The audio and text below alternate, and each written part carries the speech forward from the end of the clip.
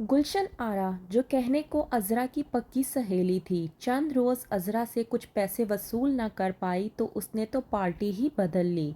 जो खुद को कहती थी कि मैं अज़रा के बगैर रह नहीं सकती और उसको मशवरे देती हूँ ताकि वो इस तरह के काम करे, आज वही गुलशन आरा जाकर रिजवाना को अज़रा की तमाम तर बातों को बयां कर आई है कि किस तरह से अज़रा की वजह से बेबी बाजी ने अपनी ज़िंदगी में अजियतें बर्दाश्त की।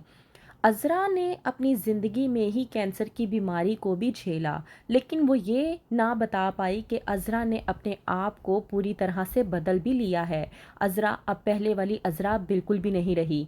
वो अज़रा जो पहले दूसरों की खुशियों में बिल्कुल भी खुश नहीं होती थी, बल्कि दूसरों की खुशियों में आग लगाने की कोशिश करती थी, आज वही अज़रा दूसरों की खुशियों में खुश होने के लिए अपने आप में बड़ेपन का मुजाहरा करने को भी तैयार है। जब उसे मालूम होता है कि वासिफ एक अलहदा बिजनेस करने जा रहा है तो वहीं पर अज़रा खुद आगे बढ़कर वासिफ को दुआएं देती है और कहती है कि मैं तुम्हारी माँ की जगह पर हूँ, मैं खुश नहीं होंगी तो और कौन खुश होगा।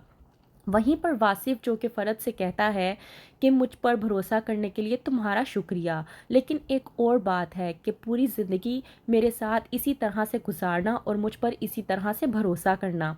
फ़रद जो कि बहुत अच्छे तरीके से जानती है कि रामीन वासिफ की बिज़नेस पार्टनर है और उसने इस बात को एक्सेप्ट भी कर लिया है। उसका कहना ये है कि वो अपने शोहर पर बेइंतहा भरोसा करती है और इसी भरोसे के ज़रिए वो अपने शोहर को मज़ीद कारोबार बढ़ाने के लिए मौका देगी। वहीं पर वासिफ जो कि रामीन के लिए अपने दिल में कोई भी जज्बात और एहसासात नहीं रखता, लेकिन रामीन जो आज भी फ़रद को वासिफ की ज़िंदगी से निकाल कर ख़ुद वासिफ की ज़िंदगी में शामिल होना चाहती है। वहीं पर आता है समन का रिज़ल्ट और कुरैशी आकर कहता है कि मैं बहुत खुश हूँ कि मेरी बेटी पास हो गई है। कहती है शहनाज कि मेरी बेटी की ज़िंदगी में खुशियाँ आ चुकी हैं, आज पास होने की तो कल को अपने घर जाने की। समन ये बात सुनने के बाद बहुत ज़्यादा खुश हो जाती है। वहीं पर दूसरी तरफ प्रॉपर्टी डीलर जिसकी बात हो रही थी रिजवाना के साथ जमाल की कि अब तक ये घर किसी के भी नाम नहीं हो पाया। रिजवाना जो कि ये कंफर्म करना चाहती थी कि घर आखिरकार किसके नाम है ताकि उसी को हथियार बनाकर उससे वो घर हथियाया जाए, लेकिन जब जमाल बताता है कि घर अभी उनके नाम पर नहीं है तो वहीं पर रिजवाना थोड़ी ठंडी पड़ जाती है। लेकिन जब आती है रियल इस्टेट से डीलर की कॉल और वो जमाल को पूछता है कि घर नाम करवाने की बारी आ चुकी है, मैं आप लोगों से ये कंफर्म करना चाह रहा था कि क्या आप ये घर चारों भाइयों के नाम करवाना चाहते हैं।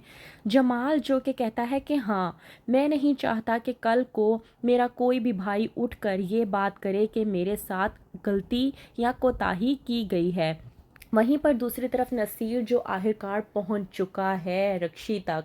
रक्षी जो कि सोच रही थी कि वो नसीर को चकमा देकर भाग चुकी है और वो कभी भी नसीर के हाथ नहीं लगेगी, लेकिन वो इस बात से अनजान थी कि दूसरा शख्स जो उसने फंसाया था वो भी कोई और नहीं बल्कि नसीर का ही एक आदमी था, जिसकी बिना पर नसीर रक्षी को पकड़ पा रहा था। जब जाती है रक्षी उस लड़के के साथ डेट पर तो वहीं पर नसीर को वो लड़का भुलवा लेता है और नसीर सीधा पुलिस को लेकर वहाँ पर पहुँच जाता है और उसको अरेस्ट करवा देता है। कहता है इंस्पेक्टर से कि इसे अरेस्ट करके ले जाएं। ये वो औरत है जिसने कोई भी मर्द ऐसा नहीं है जिसके जज्बातों के साथ खेला ना हो और उसे लूटा ना हो। रक्षी ये देखकर दंग रह जाती है कि नसीर आखिरकार कहाँ से आ गया। रक्षी जिसको हो चुकी है जेल। वहीं पर दूसरी तरफ अज़रा जो कि पूरी तरह से परेशान है, वो अब भी गुलशन आरा पर आंख बंद करके भरोसा कर रही है। कहती है गुलशन आरा को कॉल करके मुझे किसी ऐसे बाबे से मिलवा दो कि जिससे मैं बात करके इस बुढ़िया को अपने घर से निकलवा सकूं। तो क्या करेगी गुलशन आरा, अज़रा का साथ देगी? जानने के लिए देखते रहिए बेबी बाजी की बहुएं।